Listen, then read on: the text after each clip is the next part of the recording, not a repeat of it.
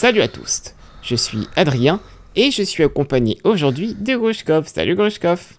Coucou. Aujourd'hui, on va vous faire un petit épisode de Faut qu'on en parle tranquillement en vous parlant de romans principalement, mais également d'un article vachement sympa sorti sur le site officiel de Star Wars. Faut qu'on en parle.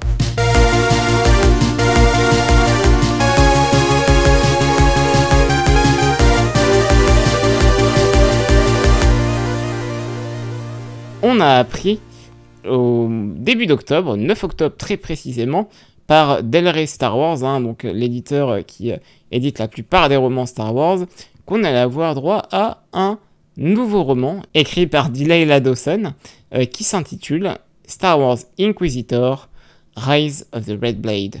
Alors ce roman, on n'en sait pas beaucoup pour l'instant, si ce n'est que sur la couverture, on a, alors je sais pas si c'est une ou une inquisitrice.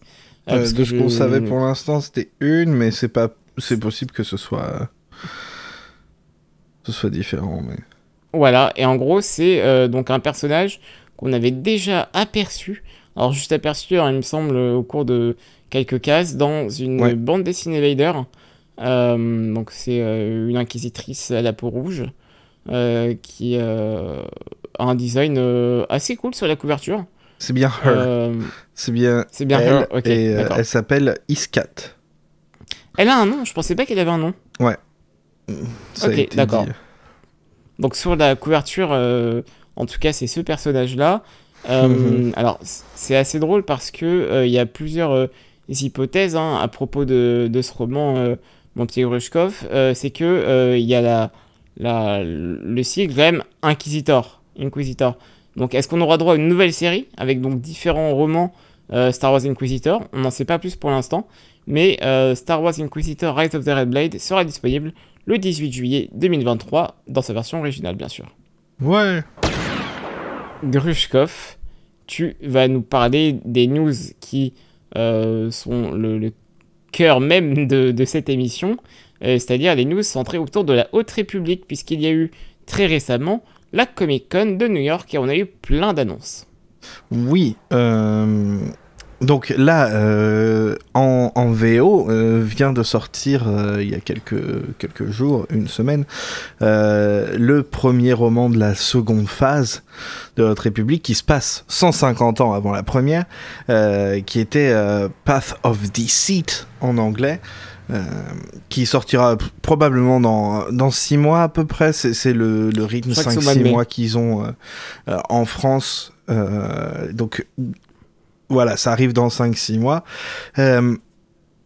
qui a été coécrit par Tessa Gratton et Justina Ireland, qui est extraordinaire, mais on vous fera une review quand Adrien aura lu. Je l'ai commencé. Voilà, quand Adrien l'aura fini, on vous fera une review. J'ai lu un chapitre et c'est très bien déjà, donc...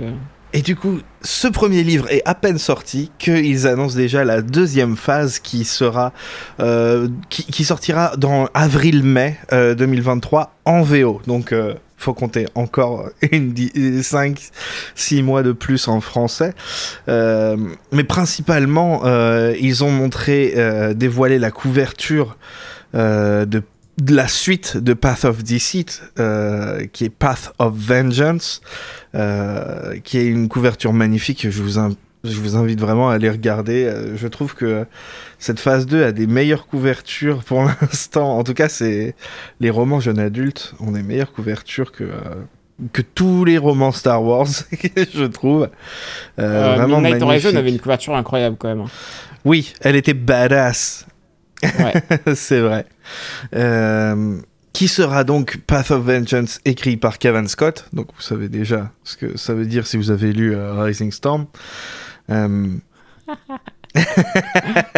Voilà, Adrien sait. Qui sortira donc pour l'instant. Ça pourra changer, mais le 2 mai 2023, et qui suivra encore clairement, vu qu'elle est sur la couverture, les aventures de Mardaro, qui est sûrement une des ancêtres de Markion de la phase 1. Incroyable personnage d'ailleurs, donc ça fait plaisir de l'avoir là. Ils ont aussi annoncé le deuxième roman qui suivra un qui n'est pas encore sorti, qui sort bientôt. Donc Convergence sort fin novembre, écrit par Zoraida, pardon, j'ai oublié le D. Ouais. Zoraida Cordova, qui sortira donc fin novembre en anglais, Convergence, et ils ont annoncé sa suite qui sera Cataclysm, écrit cette fois-ci par Lydia Kang. Donc ceux-là, ce sont les romans adultes. Le deuxième sortira en avril et du coup ça suivra le premier qui n'est pas encore sorti, donc on peut pas vous dire ce que ça vaut pour l'instant, mais voilà les deux romans adultes, donc les deux romans principaux, bon, je vous conseille forcément de tous les lire pour cette phase 2. Voilà, les deux romans principaux sont écrits par des personnes qui n'étaient pas là pendant la première phase, donc ça c'est cool, ça restera frais.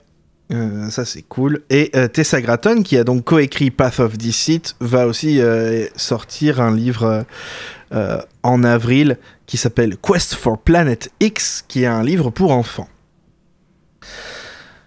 Qui se passe sur Batuu, d'ailleurs. On peut voir sur la couverture. Et pour finir, j'ai eu un problème, attendez, hop. Oh, j'ai un problème avec la dernière image. Mais bref, il y a aussi un livre pour petits, pour tout petits, je pense, sur lequel on voit sur la couverture Yoda et Buryaga, qui s'appelle Yoda and the Younglings, écrit par Charles et Rosemary Soule. Charles Soule, qu'on connaît évidemment parce qu'il a écrit le premier roman de la Haute République, Light of the Jedi, la lumière des Jedi. Oui. Et je crois que c'est sa fille, hein. Rosemary Soule. Voilà.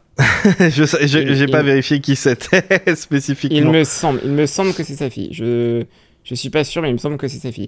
Et d'ailleurs, je viens de me rendre compte, mon petit Grushkov, que finalement, cette phase 2 a commencé non pas par un roman adulte comme elle avait fait la phase 1, voilà, mais par un roman YA. En fait, j'allais y venir. Il y a encore deux trucs. Je peux en parler. Il va y avoir un guide illustré qui s'appelle Chronicles of the Jedi, qui a l'air super intéressant. Si vous avez déjà un guide illustré Star Wars, vous savez à peu près à quoi vous attendre, mais cette fois-ci c'est dans la Haute République, donc c'est fun.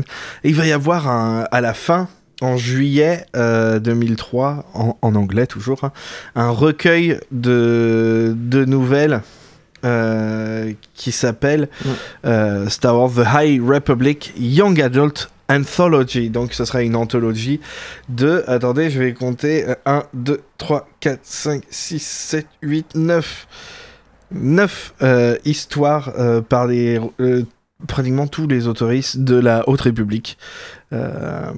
Donc ça va être fun. J'espère que ça va étendre certains personnages de toutes les ères de la Haute République. Bref, ça a l'air fun. Et donc pour en revenir à ce que tu disais, effectivement le premier roman qui est sorti là, le Path of Deceit, c'est censé être le roman Young Adult, contrairement aux romans adultes qui sont censés être les romans principaux de la Haute République. C'est ceux qu'on est censé pouvoir lire sans forcément avoir le contexte autour. Cette fois-ci, ils ont commencé par le Young Adult. Et en fait, c'est un truc avec cette phase 2, c'est que je pense que, contrairement à la phase 1, déjà, on vous commencez à le voir avec la troisième vague de la phase 1, c'est que il faut pratiquement tout lire, en fait. Je pense que tout est aussi important les uns que les autres. C'est pas genre il y a les romans adultes et puis tu peux avoir un peu plus de contexte en lisant le reste. C'est vraiment c'est un tout. Et d'ailleurs je pense que c'est pour ça qu'il n'y a que 2 vagues dans cette seconde phase. Oui, vous m'avez bien entendu, il y aura que 2 vagues parce que il y a celle qui est en cours maintenant, de maintenant jusqu'en janvier. Ensuite il y aura la deuxième vague en avril, mai, juin. Et plus l'anthologie qui sortira en juillet. Et ensuite, en octobre-novembre de l'année prochaine, la phase 3 commencera. Donc on retrouvera nos personnages de la phase 1 théoriquement. Voilà, donc c'est vraiment étonnant. Mais en fait, pas tant que ça, parce que c'est vraiment... En fait, Adrien et moi, on a eu beaucoup de mal à comprendre... alors Adrien, je crois qu'il comprend toujours pas. Moi j'ai encore du mal, hein, je t'avoue, là. est fichu cette phase 2. C'est qu'en fait, je conseille juste de lire dans l'ordre dans lequel ça sort. Pour de vrai. Lisez autant que vous pouvez, parce que bon, évidemment, ça peut coûter beaucoup d'argent, hein, c'est le problème. Mais ouais, lisez autant que vous pouvez. Moi, je vous dirais de lire au moins tous les romans et dans l'ordre dans lesquels ils sortent, parce que sinon c'est le bazar en fait. Tout est mélangé, toutes les sorties sont un peu dans le désordre. Va y avoir des romans graphiques aussi, un peu par-ci par-là. Il y en a un deux romans graphiques pour l'instant qui ont été annoncés. Une mini-série The Blade qui est sur comment il s'appelle, Blade of Bardotta. Porter Engel. Sur Porter Engel, qu'on connaissait déjà dans la phase 1. Daddy. Plus... Comment ? Le Daddy. Ouais. Plus, voilà, tous les comics, les vraies séries de comics, enfin, il y a énormément de choses. Il y a même des romans audio qui sont déjà prévus, qui ont déjà été annoncés. Donc, The Battle of Jeddah, qui sortira en janvier en anglais. C'est énormément de choses. Et donc, moi, je vous conseille de lire le plus que vous pouvez, et si possible, dans l'ordre de sortie. On espère que les sorties françaises vont corréler et vont être dans le bon ordre, parce que ça, c'est un peu indépendant de je pense, beaucoup de choses. Enfin, c'est dépendant, pardon, de beaucoup de choses. Et on espère que les équipes de traduction vont pouvoir avoir le temps de tout traduire dans l'ordre, quoi. Et d'ailleurs, le Path of Deceit, le premier qui est sorti, il est mis Young Adult, mais... Il est très important, de toute façon, dans ce qu'il apporte. Et la façon dont il est raconté, je pense que le Young Adult, c'est juste parce que les personnages sont pas des adultes encore, les deux personnages principaux. Donc je pense que c'est principalement pour ça. Parce que sinon, ça reste très, très violent. Et ça part à la limite du roman d'horreur sur la fin. Donc, c'est excellent à lire. C'est excellent à lire. C'est bien quand tout se passe bien, c'est bien quand tout se passe mal. C'est parfait. C'est super pour commencer cette deuxième phase. Mais ouais, c'est un peu le bazar. Donc, ouais, tenez-vous aux ordres de sortie. C'est drôle que tu dises que ce soit violent et tout, parce que finalement, quand tu parlais tout à l'heure, je me suis dit que j'allais justement dire que Young Adult, en fait, ça voulait pas dire grand-chose, parce que vraiment, pour vous donner un exemple, à ce que tu dis, ça m'étonne pas tellement, parce que dans Out of the Shadows, donc de Justin Ireland, qui était sorti l'an dernier, c'était un bouquin extrêmement gore, quoi. Et ben, un moment où vraiment t'avais quelqu'un qui découpait plein de personnages, avec une arme un peu, et c'était vraiment gore. Donc en fait, si vous vous dites c'est pour les enfants et tout, non, vraiment pas. Genre, Young Adult, ça veut pas dire grand chose, hein. Ouais, vraiment. Pour le coup, je comprends pas pourquoi ils s'appellent ça comme ça. Même parce que c'est principalement une histoire d'amour, je pense. Hein, mais c'est encore que c'est bizarre. Non, mais tu sais. Ouais. Voilà. Mais oui, ne vous fiez pas. Franchement, surtout pour cette phase-là, ne vous fiez pas à ça, parce que ça veut rien dire. Fiez-vous surtout si c'est des romans. Parce que je pense que pour le coup, voilà, la mini-série The Blade va peut-être pas avoir autant un impact sur l'histoire en général que peuvent l'avoir ces romans-là. Celui-là, si vous avez lu les romans adultes, que les romans adultes de la phase 1, vous allez complètement vous y retrouver dans celui-là, parce que ça a des liens, vraiment des liens directs. Bah déjà, il y a Marda et Yanaro, qui sont des ancêtres de Marchion. Bon, déjà.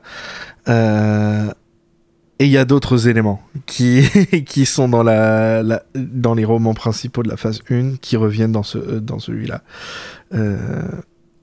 Et je pense que c'est important de le lire si c'est vraiment votre truc, la Haute République. Ne le loupez pas. Bah, ne serait-ce que, voilà, tu disais, là, j'ai vraiment lu que le prologue. On n'en apprend pas grand-chose, hein, mais il y a déjà 3 planètes qui pop qui étaient là à la base dans la phase 1 de la Haute République, quoi. Donc vraiment, ça reste quand même très très lié, et ça ne m'étonne pas que tu dises qu'il y ait beaucoup de liens, quoi. Ouais, et je pense que c'est aussi pour ça que c'est le bazar, parce que tout est important. Bah alors, Adrien, de quoi tu voulais nous parler d'autre ? La transition incroyable. J'avais envie de prendre un tout petit peu de temps pour vous parler d'un article sorti sur StarWars.com qui s'appelle Unidos Celebrating Latin Representation in the Galaxy Far Far Away. En gros, c'est un article qui, à l'occasion du Hispanic and Latin American Heritage Month, donc en gros le mois d'héritage de... Comment on pourrait traduire ça, Grushkov ? Ouais, le mois où on célèbre l'héritage des cultures c'est ça. Latine et hispanique, ouais, c'est ça. Ouais. Et bien, du coup, il y a un article qui a été fait sur StarWars.com qui est vachement bien foutu, avec plein d'exemples de créatifs qui travaillent ou ont travaillé pour Star Wars et qui donc sont Latinx. Donc ça parle beaucoup de Cassian et donc de Diego Luna, mais ça parle aussi, la première image qu'on voit, c'est l'autrice Zoraida Cordova, dont tu parlais juste avant, Grushkov, qui est donc latino-américaine, et qui dit justement que c'est important que... ça lui a fait plaisir, ça lui a fait du bien d'entendre l'accent mexicain enfin, en tout cas, l'accent... Attends, qu'est-ce qu'elle dit exactement ? Ouais, c'est ça. Et en gros, ça lui a fait du bien d'entendre l'accent mexicain de Diego Luna. Et donc, du coup, c'est assez intéressant comme article, surtout qu'il met un peu sur le même plan les créatifs live. Hein, on voit justement Diego Luna, mais aussi l'actrice qui s'appelle Adria...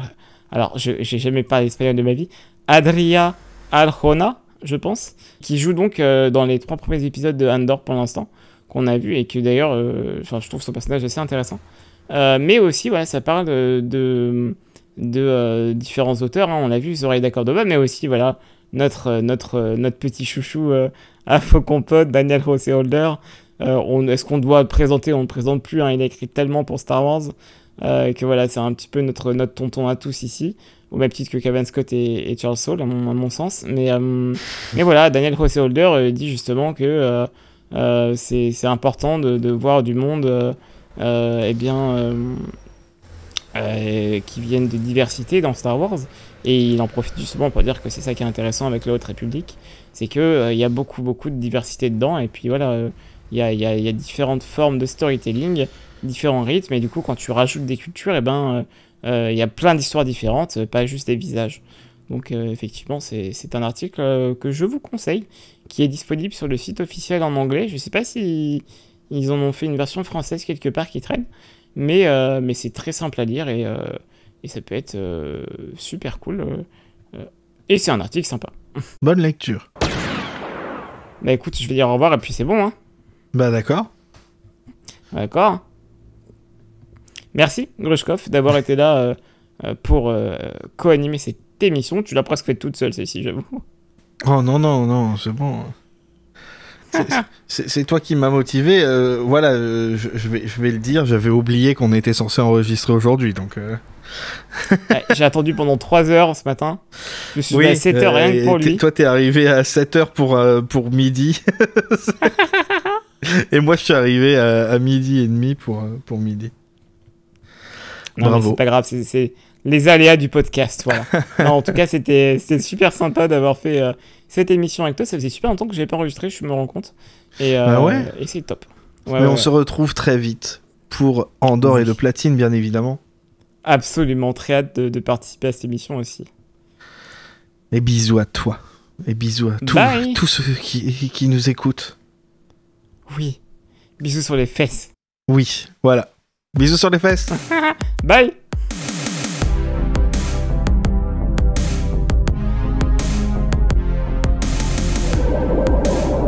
Bonjour, je suis T1BB, droïde de protocole à bord du Faucon Millennial. N'oubliez pas de suivre ce podcast sur Twitter, Facebook, ainsi que sur vos plateformes de podcasting préférées. Bisous.